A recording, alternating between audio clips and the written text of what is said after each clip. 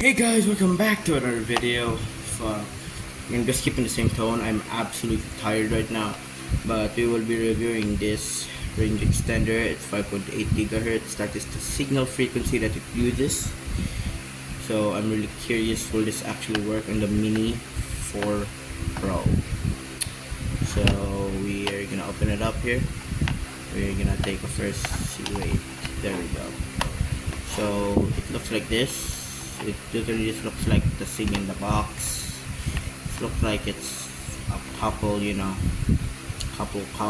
wires. I don't know what they're made of. I think they're copper, but that's it. Just looks like that. So I'm just gonna transition from here.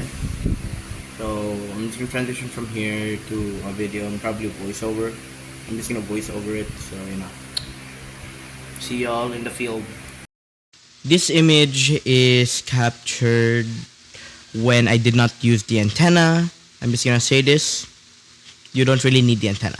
It's more of a luxury item, and I did it due to I was really interested if it would work on the DJI Mini 4 Pro on the RCN controller, RCN2 I mean.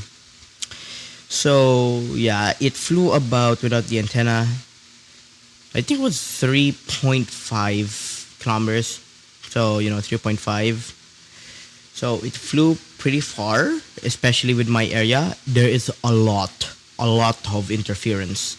So after this, the next clip will be with the antenna.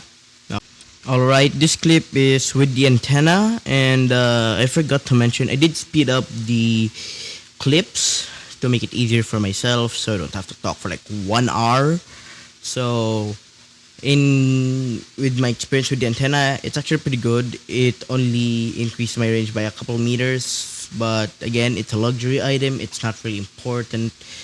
I just recommend, pretty sure I did say a lanyard or maybe extra batteries. I just saved the cash rather than buy an antenna. So right here, I'm just still flying to the same spot, same day. Okay, I'm pretty sure it was about 319 like kilometers. I'm just gonna put it in the screen here later, as I was gonna say later. So I hope you enjoyed the video. Maybe leave a like, subscribe, or comment. So see y'all next time.